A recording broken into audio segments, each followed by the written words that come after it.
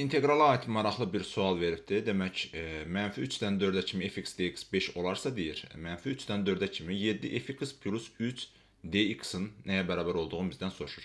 Öncə biz inteqralın xassəsinə görə bu inteqralı iki hissəyə ayıra bilərik. Yəni, -3-dən 4-ə kimi 7 fx dx üstə gəlinsin 3, yəni integral -3-dən 4-ə kimi dx şəklində yaza bilərik.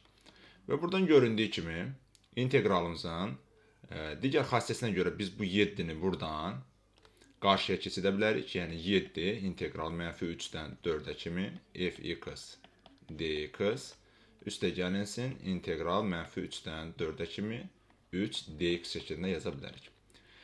Bizə verilən -3-dən 4-ə qədər fx dx-in 5 olduğu məlumdursa, onda biz bu ifadənin yerinə artıq burada 5 yaza bilərik. Onda yazırıq 7 vurulsun 5. Digər integral isə aydın qaydada hesablamağa çalışırıq.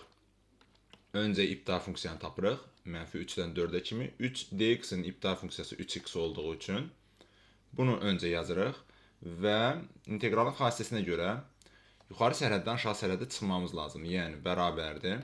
7-ni 5-ə vuranda 35. Üstə gəlinsin. Öncə 3-ün 4-ə vurmamız lazımdır. 3 vurulsun 4. Çıxılsın. 3 vurulsun -3 şəklində yazırıq. Və buradan da alırıq 35 üstə gəlinsin 12. -3-dən müsbət 3-ə vuranda 9-a bərabər olmuş olur. Və ümumi cavabımız da 35-in üzərinə 12 gəlir 47. Üzərinə 9 gəlir. Cavab olmuş olur 56. Doğru cavab 56-ya bərabərdir.